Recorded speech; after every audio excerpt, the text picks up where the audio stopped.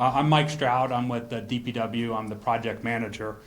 Thank you, everyone, for coming this evening. We really do appreciate you attending. A couple of administrative items. We have a sign-in table. If you were able to come in through there and sign in, great, but if you can go back and sign yourself in if you need to. We have exits. If we do, unlikely event that we have to leave, we have multiple exits on the side and over there. The restrooms, we're right as you come in. You walk right by them, you go out the back door, and they're on your right. We do need to conclude the meeting by 8 p.m. To give us some time to pack everything up. This is a great space and it gets used a lot, so people are coming tomorrow morning and we've got to get the space ready for them and packed up. We are pivoting. We were going to do breakout table sessions, but we are pivoting more to a town hall format. That'll be similar to what we did last summer. After we have the initial remarks and then the presentation, we'll have an open mic. Folks can come to this table. We'll have a 2-minute timer. We'll be recording. We'll also be taking notes on any feedback that you want to present to the group. So with that, we have two groups of individuals who are giving opening remarks. Chris Trumbauer with the County Executive's Office and also the Chair of the Advisory Committee. And then Jackie Boone-Alsop from the Cultural History Committee, and Morgan Gillard from the Office of the County Executive. So with that, Chris Trumbauer. Well, thanks, Mike. First, let me say it's so excellent to see all you guys here. Thank you for coming. This is exciting. As Mike said, I'm Chris Trumbauer. The County Executive couldn't be here tonight, but he asked me to be a poor substitute in his stead, so I'm happy to do that. But I'm the chair of the advisory committee, and I just want to tell you a couple things about what's going on. We have a very deliberate and I think a very engaging process set up. And you're going to hear from one of the chairs of our subcommittees in a second to help explain that. But Crownsville is a big deal. It's a really big deal, and we want to get it right. So we're taking our time, we're doing a lot of stakeholder engagement, we're doing a lot of research, because what we do here is hopefully going to last generations. And I'm not going to go through all of the kind of tenets that are guiding us, and there's a great poster over to my left that kind of goes through some of those values. But I do want to share the way that I hear County Executive Pittman talk about it. And when he talks about Crownsville, he gets very passionate. And if anybody remembers a couple years ago, after his re-election to his second term, he actually had his inauguration at Crownsville Hospital site. And he proclaimed that that would be Crownsville Memorial Hospital Park. So that's how deeply he feels about it. And the way he talks about it is he says, this is the green heart of our county. And he wants it to be a healing space, and he wants to protect this space. And he wants to be cognizant of the history that's happened there. But even more importantly, I think he wants a vision going forward that is going to honor the county, honor the history, and most of all, honor the residents that live in the area and in the county. So nothing has been decided yet. We have a very deliberate process. We've got all kinds of people working on various subcommittees, inputting ideas, vetting things, reaching out to folks that are connected. And how this is going to result is in ultimately a master plan that will set up some concepts of what could happen there. Now, as I mentioned before, it's not going to happen overnight. It's going to be slow. And I can also tell you, as the county's budget officer, it's going to be expensive, but it's going to be worth it, okay? Because again, what we're going to do here, it's going to be meaningful and it's going to last a very long time.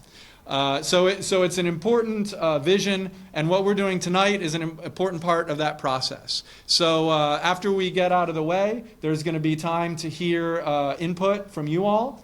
And I want to assure you that all of the feedback that we're getting, not only tonight, but from the previous sessions, is being cataloged, it's being considered, and ultimately will help shape what the ultimate recommendations are for the county executive and for future administrations. So let me just say thank you again for coming. It's heartwarming to see this great turnout. I know there's a lot of ideas here, and we're excited to hear them. And with that, I think, are we going to call Jackie up? So Jackie, can you come up and tell us a little about your subcommittee? Thank you. Good evening. Good evening, everyone. My name is Jacqueline Boone Alsop, and I serve on the History and Culture Subcommittee. I am a former employee at Crownsville Hospital. I served there as the Assistant Director of Nurses, and there are several of our committee members that are here today. And first, I'd like to acknowledge those committee members, a few who are on the Culture and History Committee, because this is a very difficult committee and it's requiring a lot of work. And I would like to acknowledge those individuals, if you would please stand, that are here in the audience tonight. And thank you.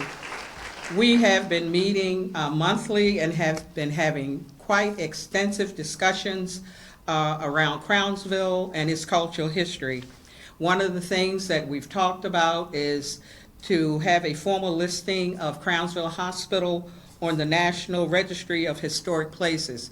It is not listed there yet, and that's something that we think is important to have done at Crownsville. We've talked about a museum at Crownsville, having a museum on Crownsville's ground. And with that museum, we want to know, how did the institution come about? How was it opened, and why was it opened?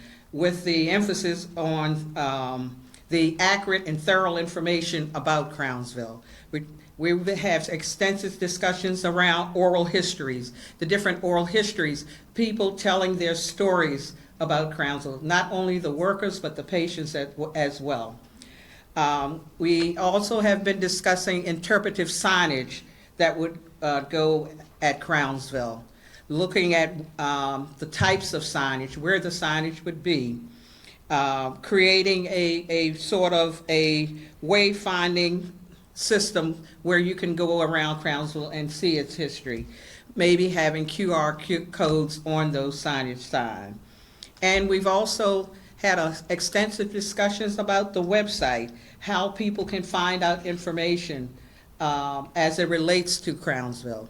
We have had many, many discussions, and we are still formulating recommendations for the advisory committee. So thank you for that.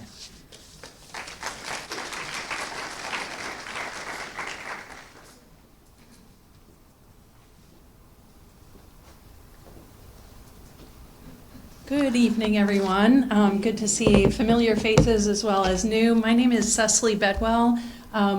Design Collective, where I work, is leading the effort for the Park Master Plan. We've talked to a lot of you, but we're really looking forward to hearing from more of you this evening. We have attended the Cultural History Subcommittee, as well as all of the other subcommittee meetings. So we're getting a lot of input.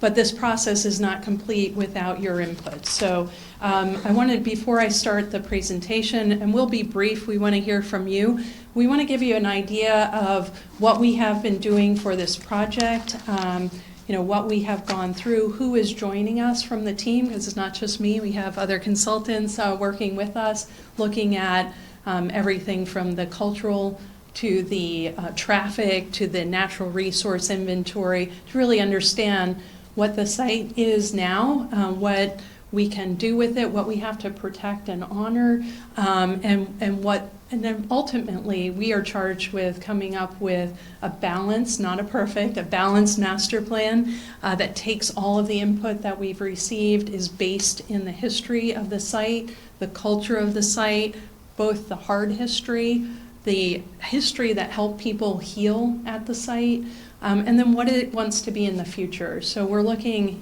past, present, and future, and Matthew will be joining us talking about that a little bit more and getting our understanding through the storyline that we've started to create. We know that still needs to be updated, so we're looking to get as much input as we can to make that as meaningful as we can. I'll also be joined by Kim from EHT Traceries. They're our historic consultant, have done a vast inventory research in the Maryland archives, and then we'll be working forward with us to make sure that the recommendations respect the cultural history of the site as well. So Mike, hope we can go to the next slide. So we'll just introduce the project schedule, the consultant team briefly, talk about that storyline, some of the existing conditions analysis that we've done. So again, so we can understand the site better before we start drawing. And last time I did say we haven't started drawing anything. We actually did after the first workshop. As soon as we were done that, we hit the ground running and we thought, okay, we'll get going. However, we heard that not everybody got a chance to give input, so we paused. So I'm letting you know that we did get a start, but we waited for this meeting to make sure that we had more, and also so that the subcommittees could give us their recommendations. So while we did start the existing conditions, we started to get our feet running on what some ideas, we held off on that because we know it's important to get the input tonight, and then we'll move forward. So I'll tell you a little bit about where we are in the process. And then we had table discussions. As Michael noted, we're gonna pivot and we're gonna have people come up and speak and share their thoughts rather than doing the table discussions. So we can go to the project schedule next. So we have a phased approach. Phase 1 was just learning and understanding. So collecting all the data, the analysis, making sure that we understood that, moving into visioning and planning evaluation. So we're really sort of between phase 1 and phase 2 technically now, because we're wrapping up the input from the early analysis, but we haven't started to quite move further into the visioning yet. So once we are through this and the subcommittees have their final recommendations, then we'll move into really generating options. As you'll see in the timeline coming up, we'll come back to you, and we hope to see everyone again when we come back with the options, so you can give us your input on those ideas. So we're not going to come back to you with a final master plan, I promise. We're going to come back to you and ask, did we hear things right? You know, we're balancing all of these objectives, trying to come up with a good plan, but what did we miss? We know that we won't get it perfect. We'll come to you with options, not just one choice, so that you can give us input on those options. Phase 3 is really where we refine the preferred direction, the priority projects, and then package that up into a master plan that can be used to advance those priority projects and create a framework for moving other things into the future, like the museum or other signage or other aspects. Okay, next slide.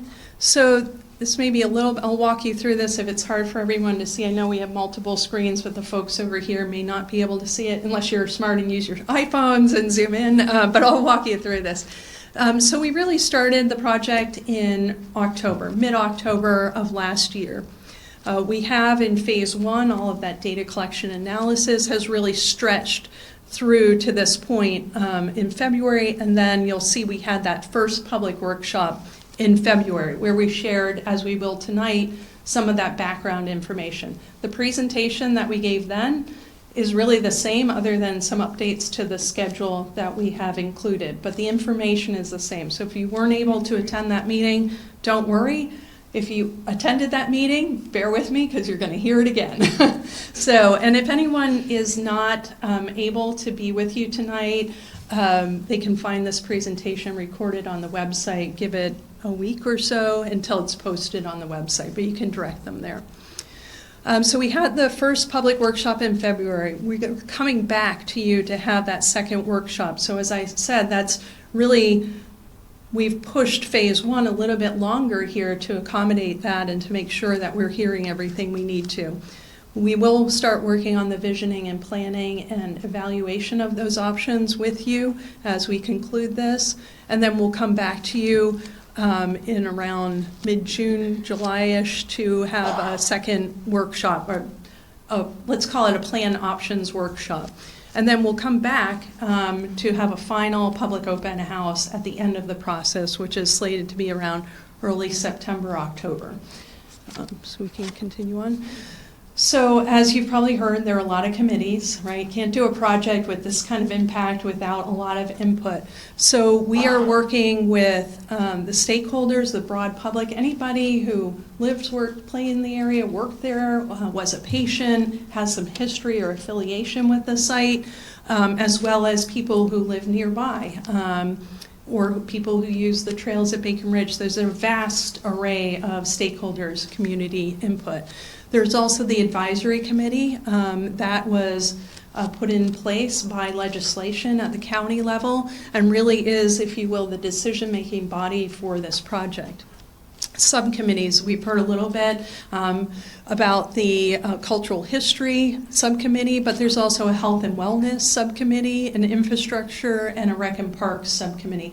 So all of those subcommittees, compiled of an array of people, representatives, have been thinking about this for quite some time. We've attended all of those meetings and have listened in and heard some of their thoughts and debates and decision-making, and will continue to do so through this process. Next slide. So the consultant team, so we can go to the next one. Design Collective, the firm I'm with, we're an architecture planning firm located in Baltimore. We are about 80 people. We have an office in Chicago, but really this project obviously is out of our Baltimore office. We look at things from a planning perspective, landscape architecture, signage and wayfinding, and are bringing that expertise. We have a number of people here tonight. You may meet some of them if you have questions at the board later, but they're here tonight and have been working on this project since the start. Next slide. Carmichael and Associates, Dennis isn't here tonight, but if you were at the last workshop, you heard from him. Dennis is a renowned landscape architect, has a great portfolio of projects looking at park master plan, and a lot of parks that have a memorial aspect to it, some with tough histories like Crownsville, so is really bringing expertise that supplements our landscape team here. And he's been a great idea generator thus far, and you'll probably hear from him if you come back from the workshop. Next slide. RK&K, they are our civil and transportation consultant for this project. So some of the analysis, which I'll be covering tonight, is by them. They did the natural resource inventory, the traffic analysis, and will continue to test out ideas to help solve some of the problems around the traffic backup on General's Highway and Crownsville Road. But they've also looked at a lot of the utility infrastructure. I don't know if Karen Henry is here. She's on the chair of the infrastructure.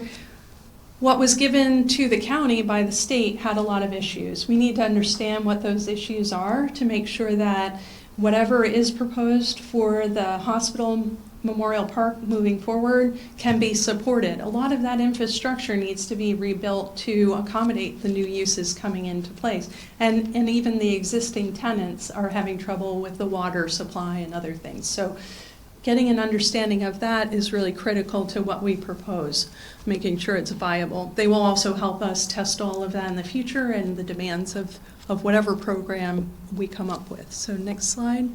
EHT, Kim, do you want to come up and I'll just stand by because I'll come back. Hi, my name is Kim Dalyder. I'm a senior project manager and director of technical preservation at EHT Traceries. We're a small women-owned business based out of DC. My principal and boss was the founder of the company. She founded it in 1977. So she's been doing this for a very, very long time. We touch basically every single type of preservation there could be. But in my background, I actually have worked on 2 other insane asylums, one in the state of New York and the other, the St. Elizabeth's Asylum in Anacostia in Washington, D.C. So I do have experience working on sensitive sites like this, the complexities of them, and the idea that you have to respect the people that were there before, and how do we make that right and make the site work for today as well. Thank you, Kim. Great, thank you. Next slide. Okay, so actually, Matthew will be joining us. He's going to talk through the storyline and touch a little bit on some of the existing conditions analysis, and then you'll hear more from me on that. Thank you, Cecily, and good evening, everyone. I'm Matthew Hawkins from Design Collective. Is that better? Yeah. All right. I'm Matthew Hawkins from Design Collective. Thank you all for coming out this evening. I'm going to talk about the timeline that we've worked on and that you've seen in the back here. Next slide. So we took a lot of information and compiled it from resources online, print media, as well as personal experiences from people like Faye Belt, and Bowie State University has a lot of great resources that we incorporated into this timeline. And looking at it, the way it's organized, there's a lot of information here, but we took a look at separating patient experiences, general events that happened at the site, as well as using the two timelines that you see at the top to give context to what was happening nationally and in terms of medical events as well as civil rights events, to give perspective on how things were operating at Crownsville at the time. And to save time, I'm going to invite you all to come back in the back and look at this in detail, but I'll just run through some of the quick things that we highlighted. So at the beginning, you'll see we talked about how Crownsville was conceived in the buildings and who was responsible for that, that being the patients building Crownsville itself. We get into some of the patient stories. Like I said, here we have William H. Murray, who was murdered in Crownsville. And we wanted to also make sure that we included that perspective so that it becomes more personal and it's not just a high-level look down at what happened at this site. Next slide. And continuing here, again, you can see at the top some critical events that were happening nationally that we can compare to what was happening at Crownsville, like World War II, different legal battles like Brown versus Board of Education, and also taking a look at some of the buildings on site, like the recreation building, which was constructed in 1959 as well. And we also incorporated some elements of the superintendents, and in the background you can kind of see the patient count at the time, which kind of helps give a broader perspective on how things were related to the superintendents and everything coming together in terms of where patients were populations at the time. Next slide, please. And continued here we see like we have Dr. Brian Sims highlighted, and some other, along the purple line of the timeline, you can see at the bottom, that's where we have our superintendents listed as well. Next slide. And then we get to the present day, where you can see some events that are happening right now, and we've left it open to the future of Crownsville as well. And we invite you all to leave notes in the back, as some of you have already started making notes on the timeline of just thoughts, ideas, things you think we are missing. We want to hear it all and incorporate that into this, because this is a living document that has continued to evolve as we move on in this process. So out of some of the information we've collected from the subcommittees and workshops and people like you all, we've come up with some of these concepts that we want to make sure are high level as we proceed with this concept and planning phase. And again, this will be a growing list as well that you all are welcome to contribute to. I think we have this board over here, so we're welcome to more ideas there as well. Next slide. All right, this is a view of Crownsville from Crownsville Road, some of the prominent buildings that we've been looking at. Next slide. In this map, you'll see overlaid in some of the diagrams that we have. This is kind of our base illustrative map that we've used to work through some of our diagrams that we have, and you'll see in the back as well. Next slide. This highlights some of the important street networks and barriers that are on the site, which we've incorporated into our studies and continue to do so as well. Next slide. And I'll hand it back over to Cecily here. Thank you.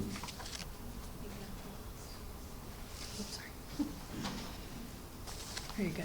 Okay, so some of the other things that are really important about the site is the natural areas. This site is blessed with natural topography, trees, streams that really create the landscapes that surround and are important to what we do. They were important to the hospital when it was formed. They're also going to be important to the park as it moves forward. So just pointing out a couple of things. The hospital development was tucked or nestled in between the two stream valleys, and they really fall to the north and to the south. And those present some rolling topography. The trees that are there are wonderful. There are a lot of mature trees that are really pristine and create a nice place to walk through. So it'll be great when people can come back out and experience the natural healing of that topography and the site. So that health and Wellness Committee has been really focused on that, as well as the Rec and Parks Subcommittee. So those two branching streams are important.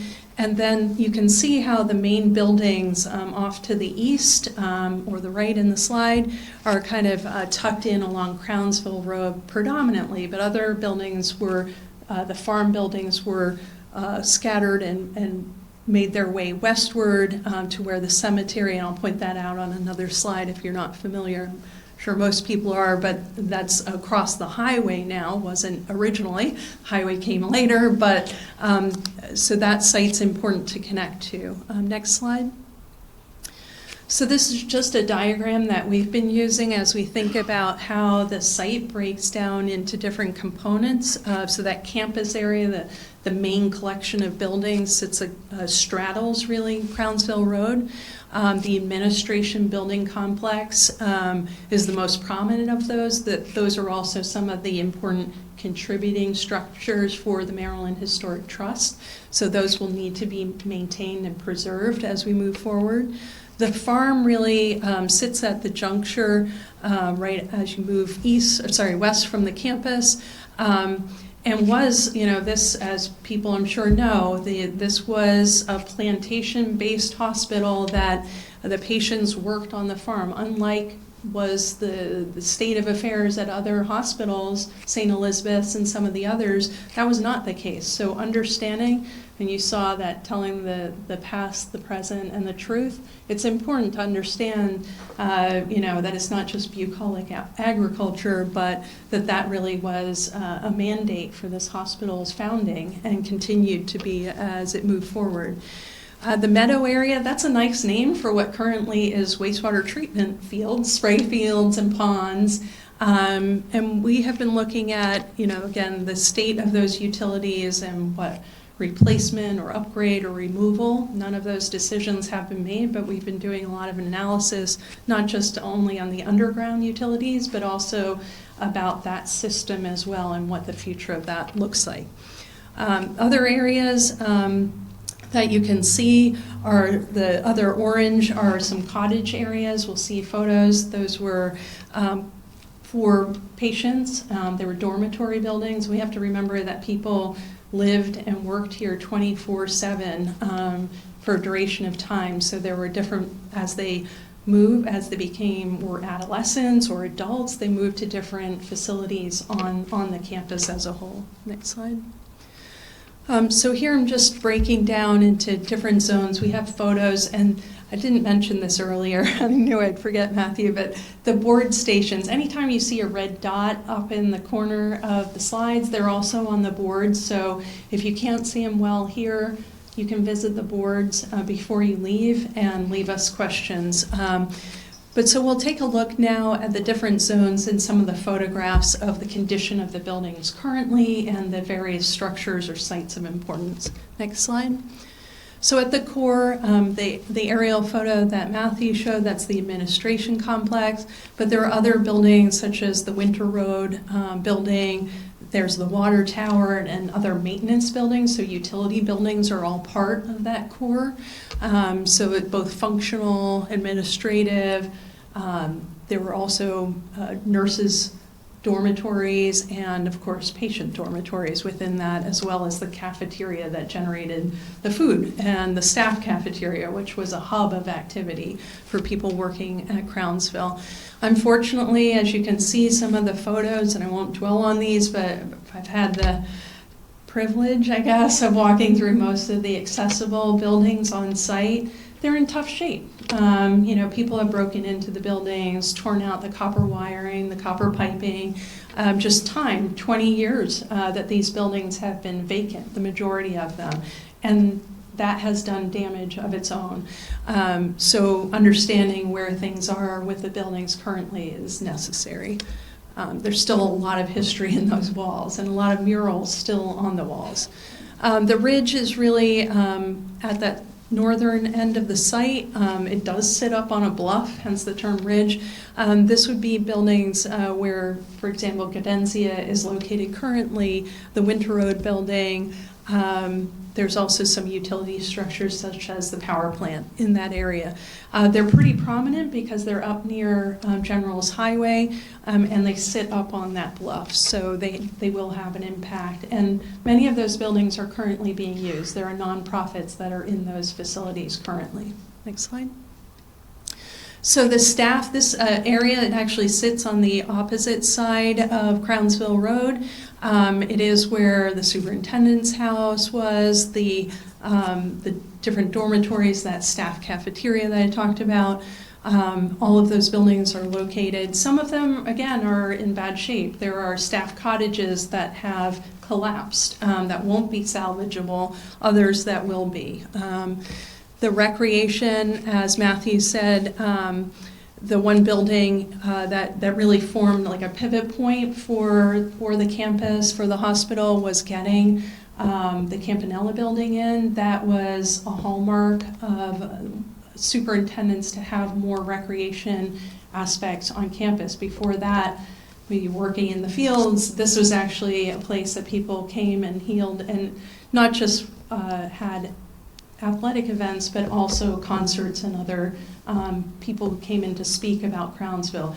You'll see in the history, but one thing to point out is as the population increased and it became desegregated, the care changed quite a bit. If you haven't, I'm surprised nobody's mentioned this yet, but I'll give a plug. Antonia Hilton's book really mentions this quite impactfully, right? As people came in, and staff that looked like the patients that were being treated, the care increased, recreation came to Crownsville, gardening came to Crownsville. People came and looked at Crownsville as a model. They came from all over the world to understand the different treatments. So it's a long history. There's a long storyline. That's why it's important to know the array of history. It's not just one story. It's many woven together. Okay, next slide. The cottages, these are the ones that sit apart from the main campus of buildings up on the hill. They are dormitories. They didn't have kitchen facilities. They really were for rehabilitation, and they were used for some time by a nonprofit. At least 3 of them were, but those are all now vacant. The wastewater treatment fields, you can see it looks bucolic, it looks nice, but the reality is that, there are settlement ponds and spray fields, and maybe there's an opportunity to look at those to be something different in the future. Next slide. The farm, so again, critical, and the Maryland Historic Trust will be looking at how the story of the agricultural buildings was impactful and different than other hospitals, so preserving elements of them. As some of the buildings, as you can see in the slides and imagery, are collapsed, but there are pieces of those buildings that can be preserved, whether it's a silo or cupola from the barn, and other ways of telling the story, whether that's through the QR code or the living history type exhibits. We need to tell that full story. The patient cemetery, this is a sacred space. It's actually not technically part of our project boundary, but access to the cemetery is critically important, and making that a respectful way of getting to the cemetery is something we'll be looking at. Over 1,700 patients are buried here. Their names are not engraved on headstones. They're on numbers on markers that are flat with the ground. So there have been a lot of efforts. I won't speak to that, but people know in this room the Say My Name ceremony and efforts by other people, and a new memorial is going up here. So, but currently there is a gate that is locked most days of the week. It's hard to get to that place unless you go on an event day. So we need to think about how that access happens in the future. Next slide.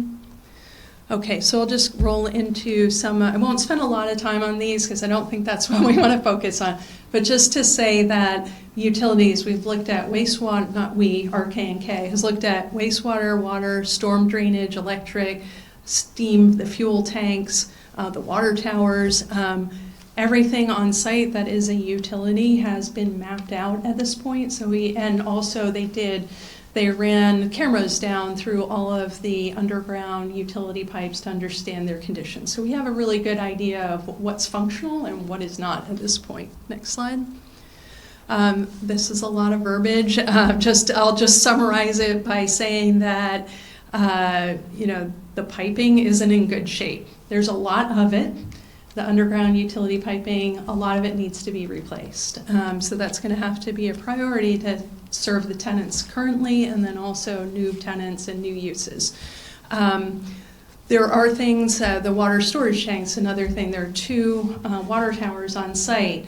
Only one is in use. The other one was decommissioned because it's not needed for the volume of usage right now. Can we do something different with it? Will it be needed in the future?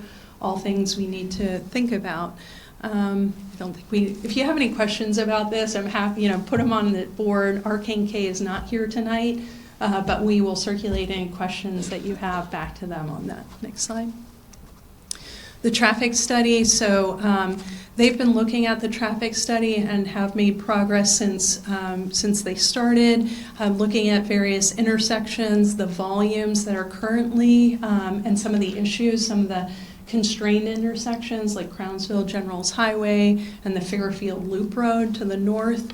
Again, if we put more into the site, we need to accommodate that traffic, and people surrounding the area want that traffic to be accommodated. So we don't want to burden the roads. We'll need to figure out some mitigation strategies to help with the traffic moving forward. Next slide.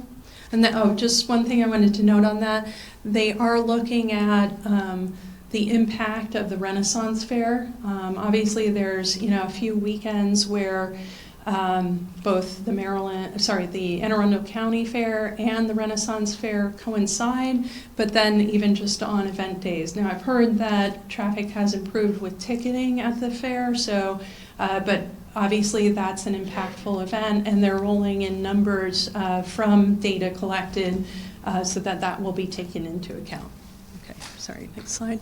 Natural resource inventory. So there are over 1,200 specimen trees on site. That is, that in and of itself is an amazing fact, and we need to be respectful of those trees along those streams. So we're protecting those. There are several wetlands. There are over 40 wetlands and waterways.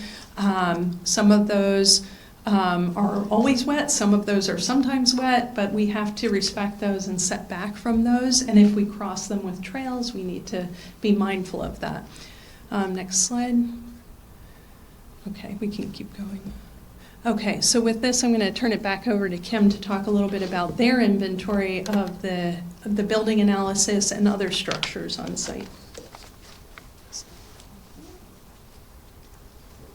Thank you. So the first phase for traceries was really to document all of the features and buildings on the site. What was built when, by whom, and is it contributing? As my committee chair stated, the entire site has already been determined eligible for listing in the National Register, but it has not yet been listed.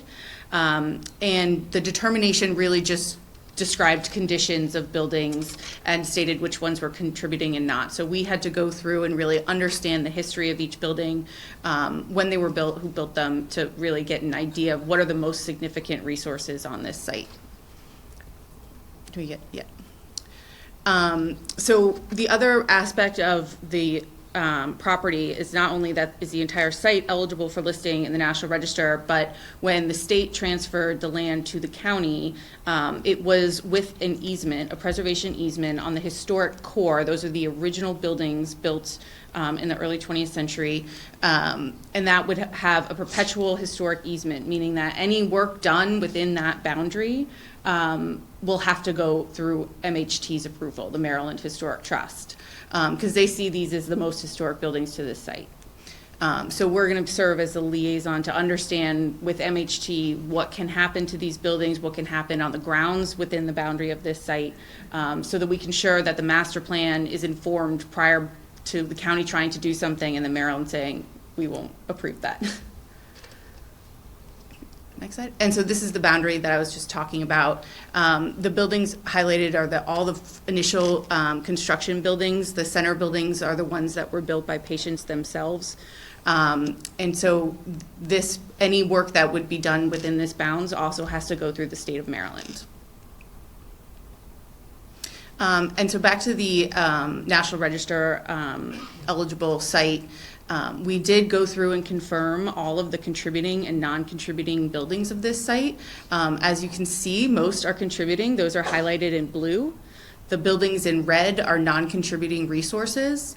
There are 9 contributing agricultural resources, 17 residential buildings, 5 treatment buildings, and 18 other service buildings or other structures on site that are contributing. And it's not only the buildings themselves, it's also the cultural landscape of Crownsville. It's the driveways, the sidewalks, the lampposts, fields, which could be former farm fields, or maybe there's a non-contributing soccer field or baseball field. So we had to go through and determine which parts of that are actually contributing to the National Register eligible district and which ones aren't. And there are also a lot of non-contributing elements. Obviously, the wastewater treatment plant. There was a former school in trailers on the site that is still there. There's utility equipment, as Cecily outlined, there's a lot of that. And then just other contemporary outbuildings and barns. So we have been sure to identify those so that they're taken out of, it would impact the history of the site if any of these buildings would be demolished, and the answer would be no. Thank you. Appreciate the presentation, everyone. So we are going to pivot into a town hall open mic. Give us a little bit of flexibility here to get set up. We are going to set a 2-minute timer so everyone gets kind of an equal amount of time. If this was a standard town hall, we have kind of a sign-in list and call people off. We're gonna do it a little differently. Folks come up. If you want to kind of queue up at this table, that's fine. Or as someone finishes remarks, then someone else can kind of get ready. So we have about an hour till we need to wind down the public meeting. So we'll get the lights back on and we'll get the timer set. And if the first person who would like to come up and speak can come up. Yes, ma'am. And as Ms. Faye's coming up, you all should have received handouts. There are postcards that you can leave your thoughts on. You'll also have a handout that has the email and the website. So please stay in touch that way. Thanks, Ms. Faye. Thank you. Good evening, everyone. My name is Faye Bell. Some of you Belt. Some of you know me as Fifi. I would like to thank Arundel County for this opportunity to include the Black community in this process. I am the voice, and the others who assisted me are here. I am the leader of Crownsville Caretakers United. Members are the former Black patients, former Black staff, and the descendants of Crownsville, must all who was mostly American descendants of cattle slavery. If you haven't heard of the book by Antonia Hilton, Madness, you must read the book. As you know, as Cecily says, it was a plantation. We were taking care of the whites who were supposed to be taking care of us, and they experimented on us, and we were abused. Crownsville Caretakers United, Anne Arundel County, we need our voices and what we think is needed in the future. Crownsville Memorial Park, Anne Arundel County needs to hear our voice. We need to be created in this discussion as we are today. Linda Marshall and myself have met with the following Crownsville people: Memorial Park Master Plan, Stockholders Design, Anne Arundel County Planning and Zoning, Anne Arundel County Recreation and Parks, Crownsville Health and Wellness Subcommittee, also with many of you that are here. Remember, you were the providers of all the levels who brought wellness until abruptly closed in 2004. Your voices need to be centered and justice needs to occur.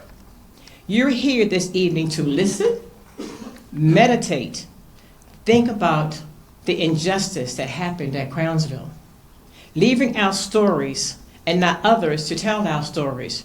Your voice matters. This is just the beginning.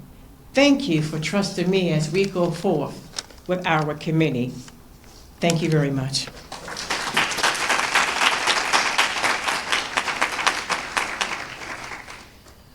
So before my time starts, I want to thank the county for changing the format to accommodate the public tonight. So I did want to say that. The first 12 patients who were American descendants of slavery arrived on March 13, 1911, but they were not welcomed to a hospital ward. They were taken to an open field where they chopped down trees and cleared land for future roads. They carried bricks, mixed cement, and poured concrete. Crownsville would be the first and only asylum in the state, and likely the nation, to force its patients to build their own hospital from the ground up. This is a quote from Antonia Hilton's book, Madness, Race and Insanity in a Jim Crow Asylum. My name is Stephanie Franklin. I am the policy chair of the American Descendants of Slavery Advocacy Foundation, Maryland chapter, and I am an American descendant of slavery, ADOS, ADOS.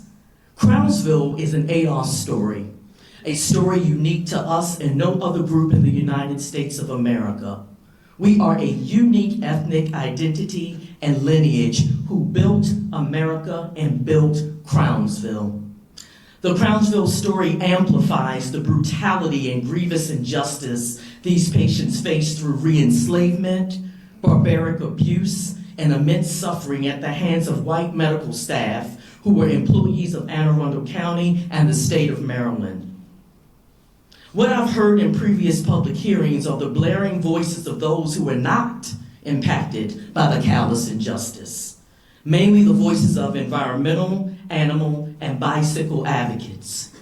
ADOS AF Maryland chapter and I, as an ADOS Marylander, urge Anne Arundel County and the state of Maryland to anchor in a reparative justice framework that centers the voices and recommendations of the Crownsville caretakers, the collective of Black, mostly ADOS former patients, their descendants, and former Black, mostly ADOS staff.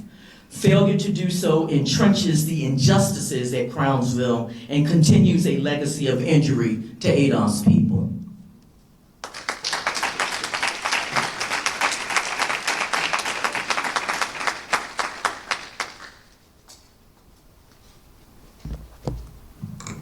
Good evening.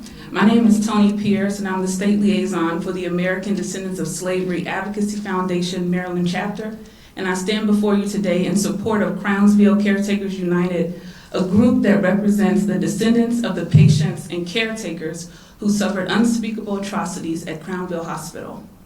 Crownsville Hospital, also referred to as the state's hospital for the Negro insane, was a segregated mental asylum that was literally built by Black patients who were the victims of white caretakers until Black caretakers later arrived. The descendants of those former patients and Black caretakers deserve a voice in this process of determining how the former Crownsville Hospital should be repurposed. In Chapter 3 of the book Madness by Antonia Hilton, there is an image of a saving statement from the 27th report of the Maryland Lunacy Commission of 1912. This statement reveals that through unpaid patient labor for the construction of new buildings and farm operations, the state of Maryland had a net savings of $9,878.98, which according to the Bureau of Labor Statistics CPI calculator is approximately $316,074.94 in today's money. This figure represents the net savings of only 1 year of unpaid patient labor, not the actual cost of that unpaid labor in that particular year. Crownsville Hospital represents a racist and dark time in Maryland's history that demands not only acknowledgement, but a pathway to true healing and repair. You all have the opportunity to initiate this pathway by prioritizing Crownsville Caretakers United in this process of reappropriating the land and facilities where the former state hospital for the Negro insane once operated, and ultimately giving a voice to the descendants of those patients and caretakers. Thank you.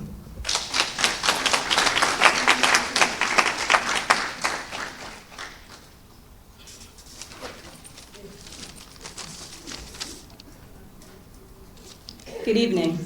My name is Candace Grant, and I am an American descendant of slavery and a member of the American Descendants of Slavery Advocacy Foundation, Maryland chapter.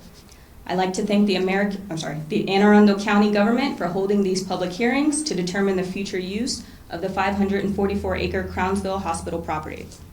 I want to start by acknowledging that the United States of America has a long history of covering up its most heinous atrocities with empty symbolism. We turn unmarked grave sites into city parks and bike trails as if beauty and the leisure activities can hide the country's stench of racism and exploitation, primarily against ADOS citizens. We turn empty lots into retail shopping centers and office space, no matter what bones lie underneath. Maryland, specifically Anne Arundel County, in my opinion, would love to erase the horrid history of Crownsville Hospital. I know this because Anne Arundel County government has, as we heard earlier, taken 20 years to petition to have Crownsville Hospital Center, formally recognized as the Hospital for the Negro Insane of Maryland, designated as a historic landmark by the National Park Service. Why is that? Crownsville Hospital was one of the first of its kind in Maryland, and by that I mean a medical institution dedicated exclusively to the American descendants of slavery by the Maryland State General Assembly. Are the former patients, their families, former staff, or community members only worth a commemorative plaque on a bench or a statue signifying that something happened here? How many of you stop to read each commemorative plaque you see on a bench as you're riding a bike or walking a trail? I know I don't. Crownsville Hospital Memorial Park will never be considered a healing place for anyone until there's an honest attempt to atone for what the government allowed to happen there. According to the USDA, in 1910, black farmers owned 16 to 19 million acres of farmland in the United States. At Crownsville Hospital, ADOS were forced to construct buildings from scratch, farm, create textile products, and more. They didn't own the land that they worked on. Much like during slavery, they went unpaid. Their graves unmarked. Where are their reparations? And now, I feel the future of the property that they built rests in the hands of those with the least to lose in this project.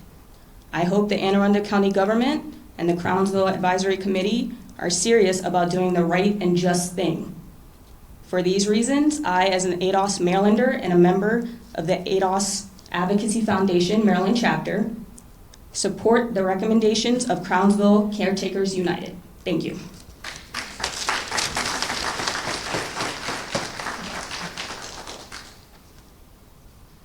Good evening. As you can tell, I too am a member of the ADOS Advocacy Foundation, ADOS, the Maryland chapter. My name is Michael Johnson. Good evening.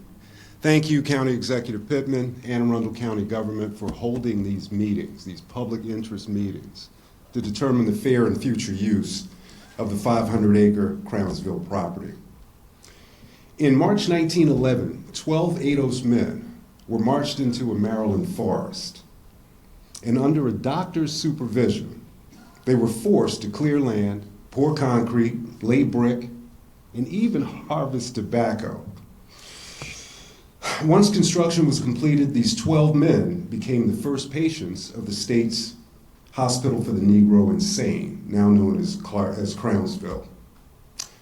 At Crownsville's inception, very little was known about mental illness.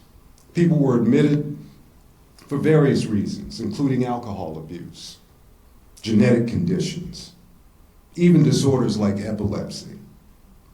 I can only imagine the horrors and pain that persisted in what was supposed to be a place of healing.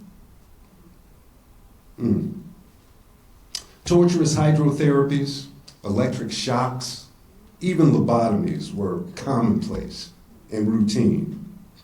This was during the era of Jim Crow, marked by blatant and unbridled racism and anti-blackness.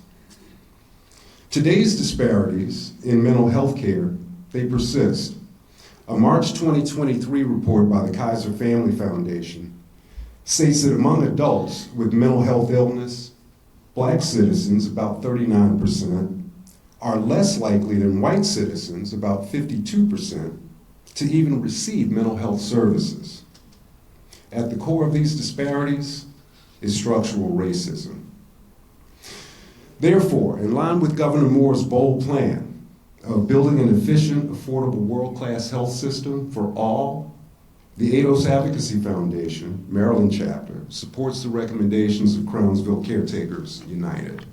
Thank you.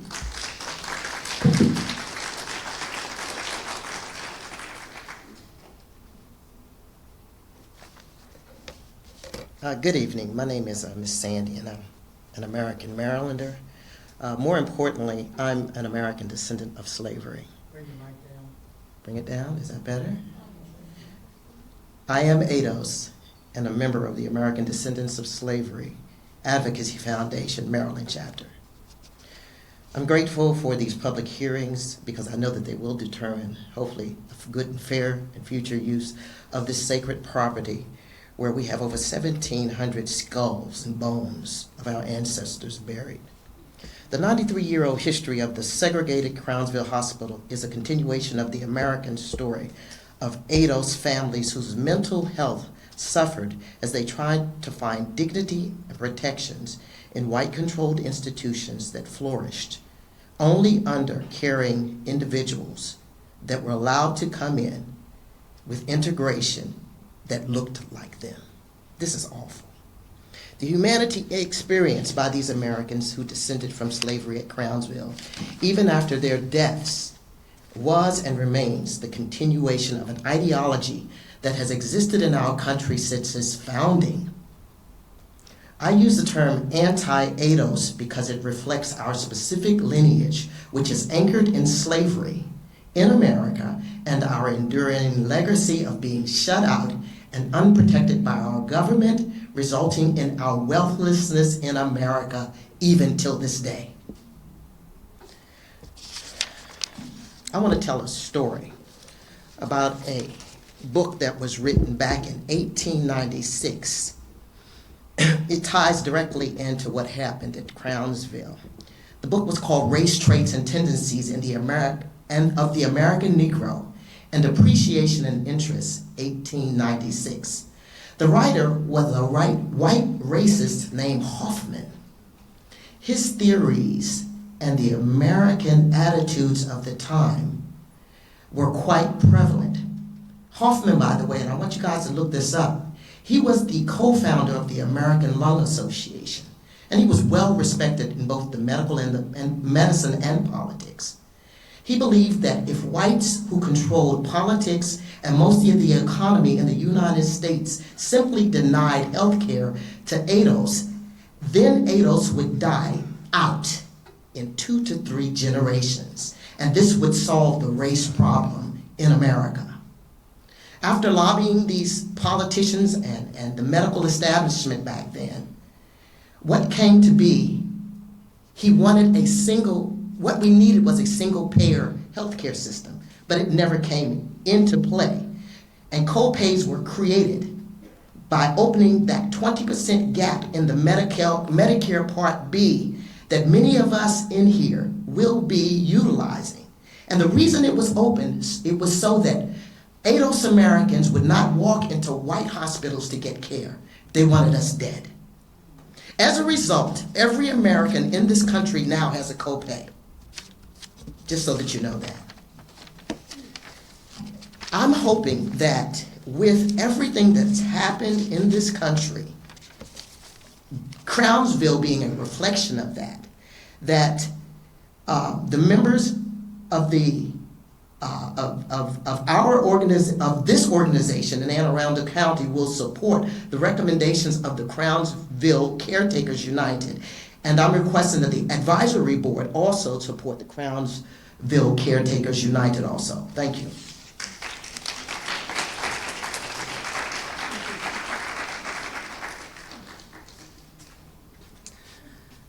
I just have to take a breath and take y'all all in for a second. I am not with ADOS. I really do need to take a second, so please don't, can y'all please restart the clock, please? Thank you.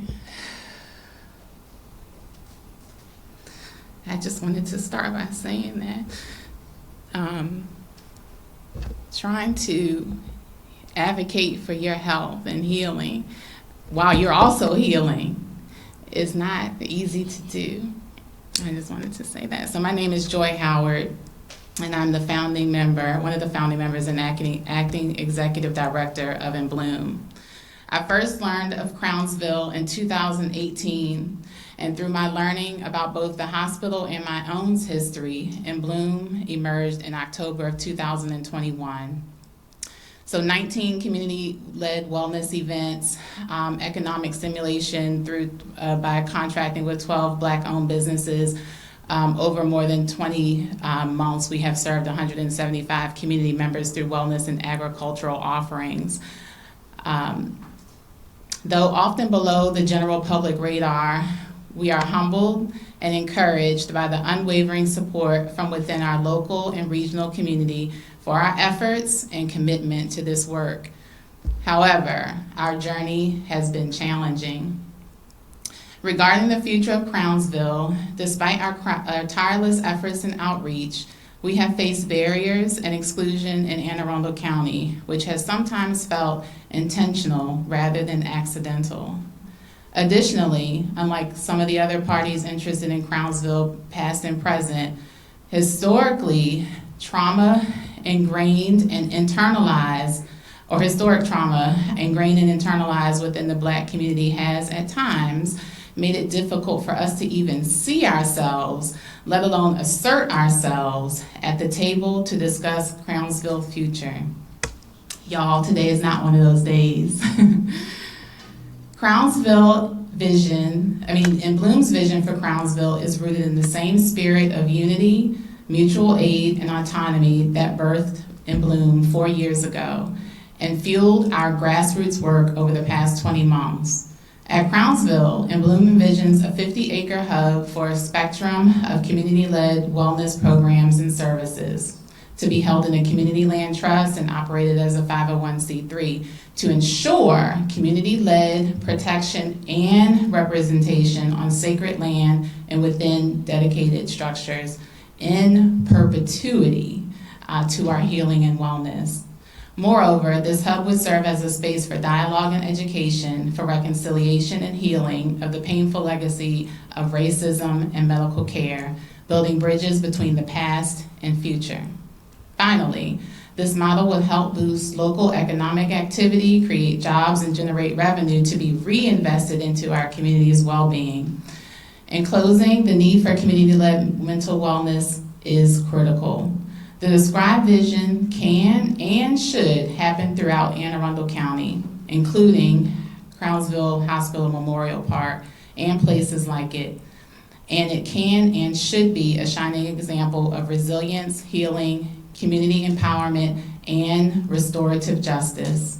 In addition to advocating for our vision, In Bloom also supports the former patients and their families in the Crownsville Caretakers United in their individual and respective efforts to experience restorative justice as defined by them on their terms, because together we all win. Thank you.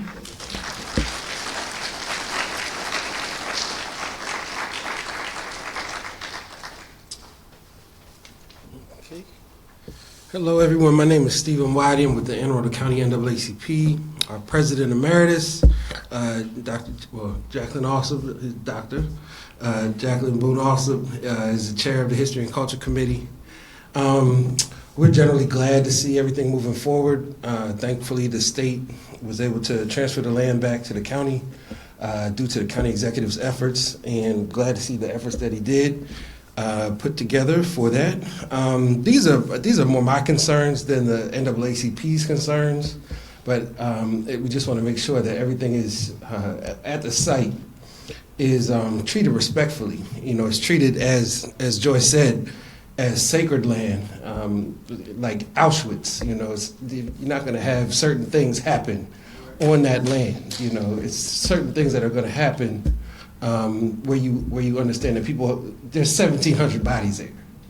You know, Johns Hopkins sent bodies there, sent people there. Is Johns Hopkins going to be mentioned in the history and culture? You know, that's one of the things I want to make sure we mention, that this was a statewide effort to as the ADOS family member said, exploit black people, as they mentioned the wealth that was gained by the free labor that was given, to demean black people because it was a slave-master relationship between the leadership at the time and the patients. And they even, as Antonio Hilton's book said, they had the patients on the wards taking care of, they had the patients as administrators on the ward. So even within the institution, the patients were taking care of each other. It was just hard to really read her book and listen to her book and know that, you know, from my perspective, we do have these same issues going on today. Like these things haven't ended. And I did hear the word justice earlier, and to have the fact that Martin O'Malley destroyed records, that's not justice. You know, we need to make sure that that's included in our recollection of the history of the people that were there, and the continued injustice that people have experienced. So those are the main concerns, that we treat this place with the sacred respect that it deserves. I know America has problems with that, and hopefully we can overcome those problems. And this will be a site, because this is a nationwide issue, not just statewide. But I was talking to a man from Pennsylvania, and I mentioned Crownsville to him, and he said, I had family at the Negro Asylum in Pennsylvania that went through similar issues. I understand the problem, and I understand what's going on. And he was an actor, and he wanted to write. He also wanted to tell the story. He was a storyteller, so he wanted to tell their story of what went on in Pennsylvania. So this is an experience that Black Americans have gone through nationwide. I just want to be able to make sure that we treat all of this with respect, and I definitely look to hear more from Faye and everyone else that was involved in their plan on how to move forward. Thank you.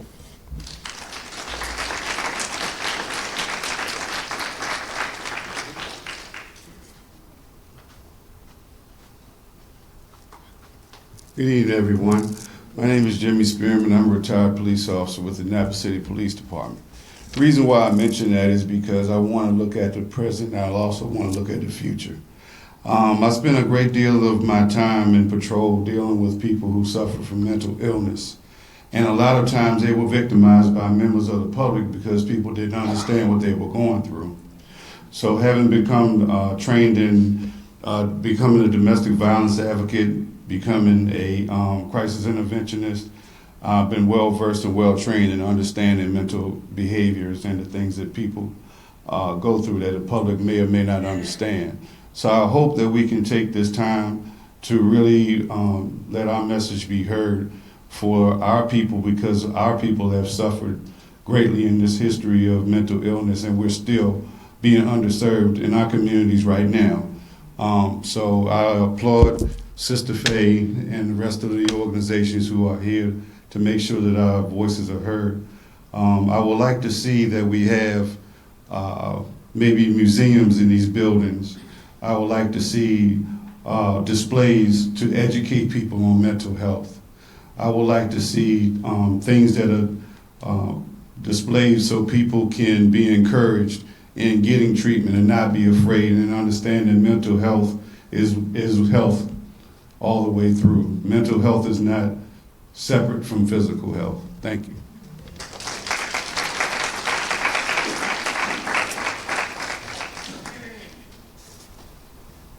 Good evening, everyone. I am Anthony Spencer. Most of you know me as Tony. I am a member of a family, 6 generations in Arundel. Probably related to half of you in the room. Talk a little louder. Okay. Moving forward beyond the mental health and how we were treated, just to give you a little history, I had a business with 3 other guys in 2005 in D.C., trying to get contracts with the government in D.C. So my question is to those on the committee and those who are in charge of contracting, how many black disadvantaged businesses would be included in this? I have a few other questions to ask, but I think I better ask you offline. But we have a lot of, we're focusing on one thing right now, but there's so much more that we're involved in. He and I both, with Jimmy, we both work for the city. I was a paramedic. We picked up patients who we said something was wrong. Yeah, something was wrong. They were ill. And we treated them like they were dirt. And it was all right with the city. I'm going to say that. I don't care who don't like it. It was okay with the city because nothing was done. We have to stand and say what's right. I'm going to stand and say what's right. Jackie knows me. And those who in the room that know me, if you don't, you will find out. We can't hold back and worry about being liked. We got to tell the truth. Amen.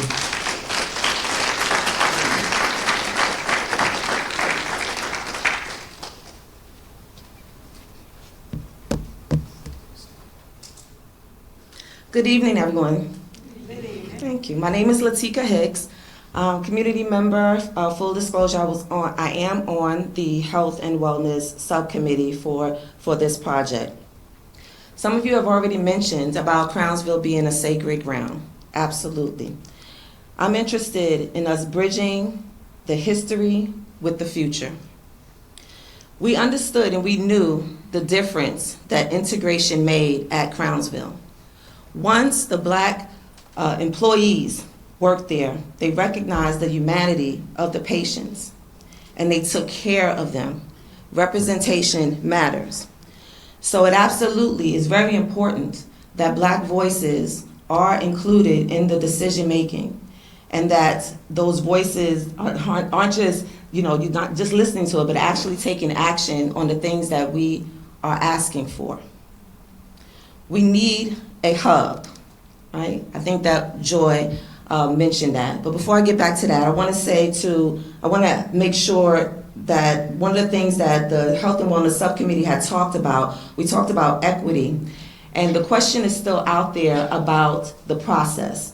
What is the process, right, that's going to be used in the selection process when it comes time to the selection, right? How are we going to ensure that the decisions and the people, the businesses and the organizations that ultimately end up at Crownsville, that they were selected in a fair, equitable, and objective way? We have to be intentional about that. If we're about healing, if it's about repair, and we know the history of Crownsville and the difference that it made when black people were taking care of black people, then we have to be intentional in those efforts to make sure that those people are absolutely there. So in that hub, we need the mental health. You mentioned mental health, right? We need that mental health. We need to make sure that we have black-led organizations and that those providers also represent the people that they're going to serve. In that hub, we want an education center because we can't leave out the people that need assistance right now, as well as our young people. Including those black voices, I haven't heard too much about the young people and what it is that they want and they need. We know in this county here that we don't have a group home for our young folks. I think there's one group home here for young ladies and it houses 8 of them. How are we taking care of our young people who are in crisis and need temporary housing, some type of transition? Yeah. We need that outdoor space. Where are those spaces for creativity and building businesses? All those things can happen in that hub. Thank goodness we have a library, but think about the county. What other free spaces do we have for collaboration, for innovation? All of those things can happen at Crownsville, making that bridge from our history into our future and investing back in the community that was harmed there.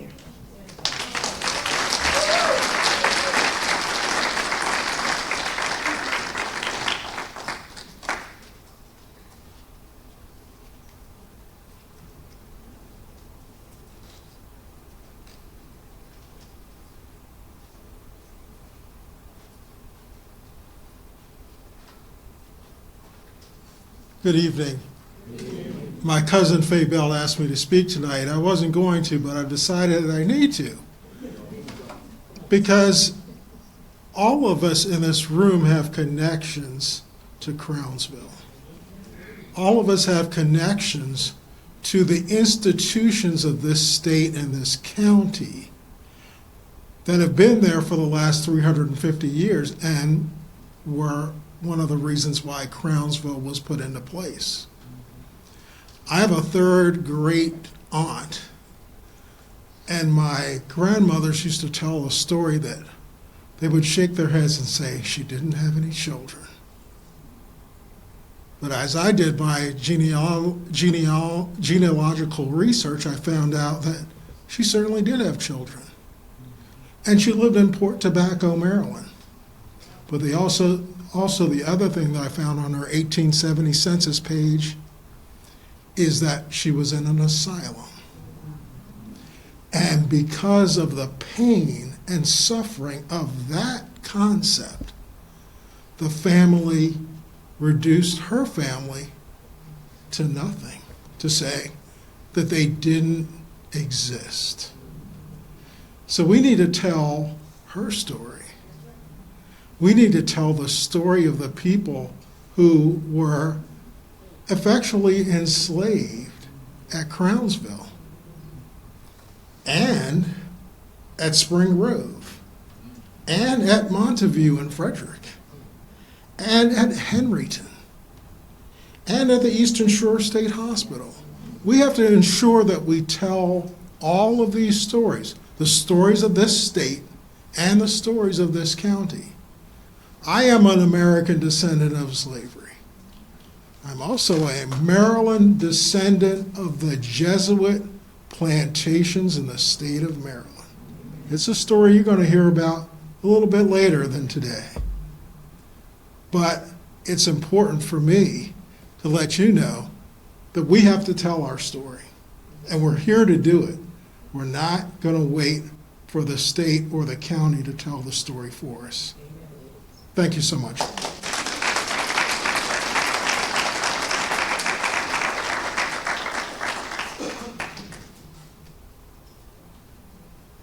Anyone else? We have a little bit of time left. If anybody else wants to speak or anyone wants to go again, we can add. If you sat down and you sat up.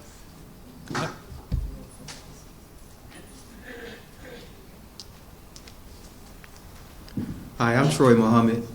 I'm new to the area. I just want to thank you very much for everybody being so active and participating and telling the truth, your truth, and making sure that you have a stake in your truth. Because a lot of times, throughout America, people don't stand up. They don't communicate what they want. So therefore, their needs are never given to them because they don't ask for it. And not only are you asking for it, you're asking for it in a very educated and academic way. And that's very refreshing. And I think that Crownsville has stayed empty for such a long period of time for a reason. Now, there's a reason that you guys are here, and I think the season is here. I continue to pray for you, and I ask that you guys continue to stick together and continue to fight for what you feel is right. Because if you don't ask for it, you don't fight for it, you'll never get it. You know, agitate, agitate, agitate is what Frederick Douglass said. So continue to agitate, continue to fight, and never give up.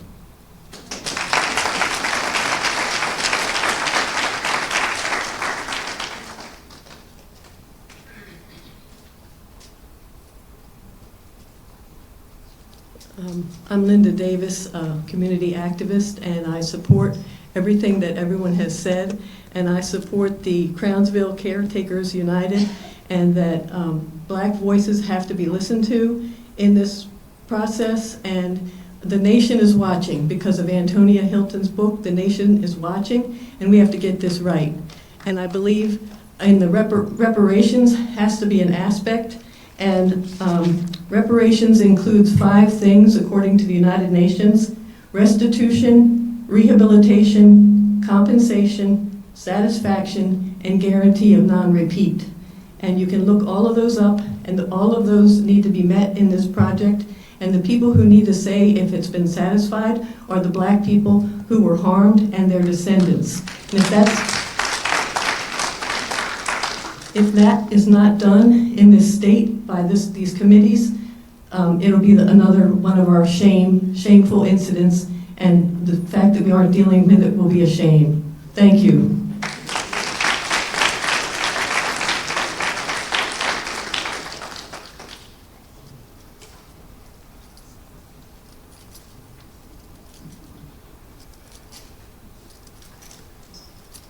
Good evening. My name is Alfred Dorsey. I was an employee at Crownsville with Jackie, and a few others that may be in here. The treatment that was given to the patients was not right. I have taken, in the M&S building that y'all talked about, I have taken patients downstairs and put them in the morgue. I have personally taken them down there and carried them down there by myself. I've seen human brains on shelves sitting down there where they did to these people.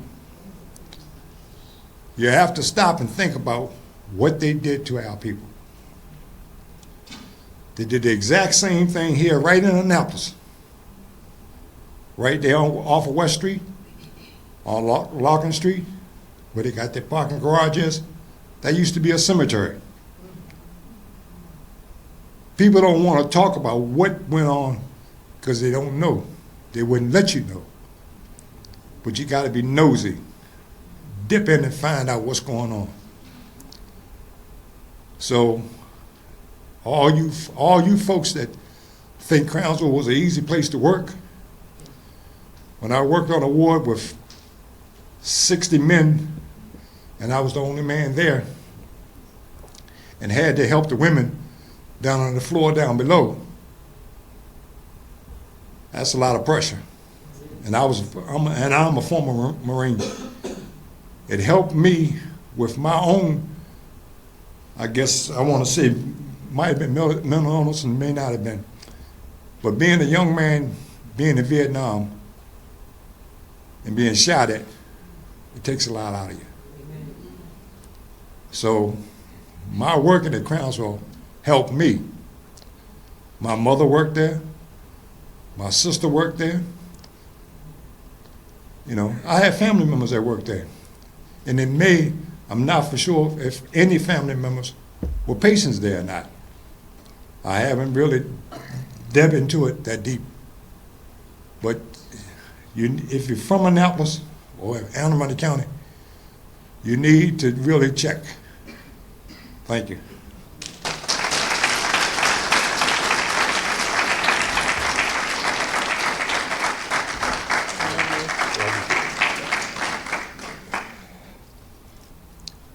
I want to end my part by saying this. We keep saying 1,700 buried at Crownsville. No. Stop saying that. I was there as a little girl in the 4th grade. My mother was the 3rd or 4th nurse there. We played back there. It was beautiful, thick woods in my mind and in my life. When 97 came through, they took them away. Where are they? It was in the paper, and they stopped for a few, and they kept going. 1,700 people are not there. When you go to visit yearly, look at the numbers. Where's 800, 700, 600, 300, 200? Where's number 1? I remember the huge hill. I remember the signs. Alfred, you probably remember it as well. When it says 3 Springs to the right, to the left, on the hill where the bridge is, Farm Road, were the bodies.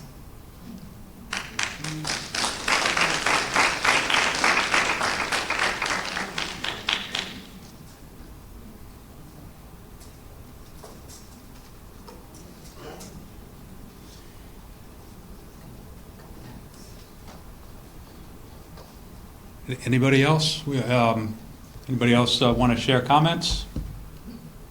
No? Okay. Sure, absolutely. Hey, it's me, Joy again. I wanted to comment on what Mr. Dorsey just said about, him not knowing if he had family that were patients there. I do think that is it's not talked about enough. Like, we don't know all the patients there, even within our own families. And it wasn't, I told you I had discovered Crownsville in 2017, but a couple years into it, I found that I had an aunt that was a patient there and listed as an inmate on the census, and worked there because they listed how many hours that she worked. But when I went to her granddaughter to talk to her and learn more about Rosalia Fisher, she said, "Oh, it's so painful. I can't talk about it." And I've heard that so many other times, but we owe it to our ancestors, we owe it to ourselves now, and we owe it to our future generations to find a way to uncover those stories within our own families. So I encourage you, and that's the other thing. Unfortunately, a lot of our records are lost. I've been spending so much time trying to discover who I am, but I know that there's folks out there who can help us with that information. So I encourage us all to do that research and identify those family members and shine a light on their history and their contributions. That's it.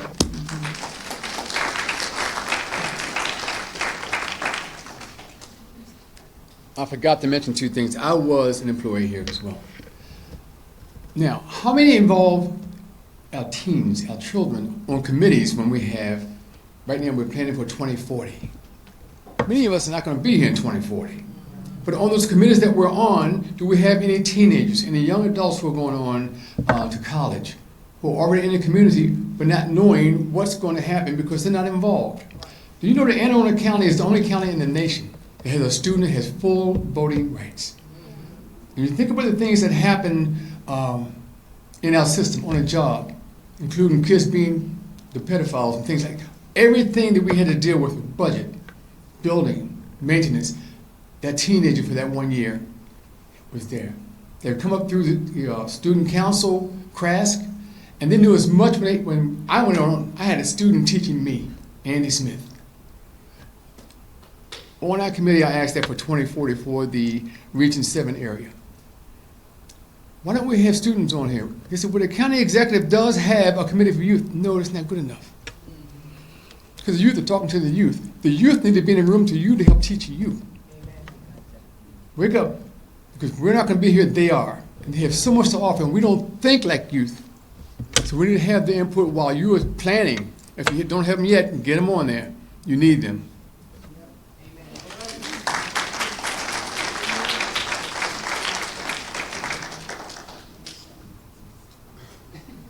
Hi, good evening. My name is Cynthia Carter. I didn't have much time there at the Crownsville. I worked for a short period. But my mother started there in 1952. She was one of the first ones, I think, along with your mom. But there was one thing to keep in mind. Everybody wasn't buried. They became cadavers.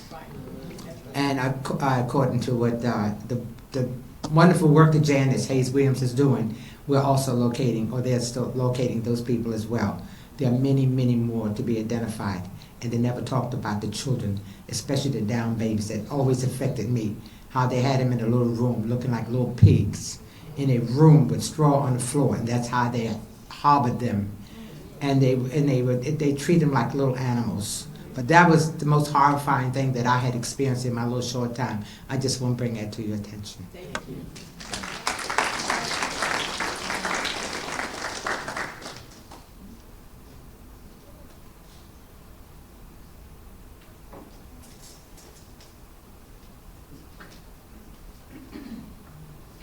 Thank you, everyone. This concludes the public meeting. I did want to highlight we do have the website and the email address. If tomorrow morning you're thinking, oh, I meant to bring that up, I wanna get that on the record, please send us an email to the project email address. That all goes into a log. It all gets recorded, and we do appreciate the feedback.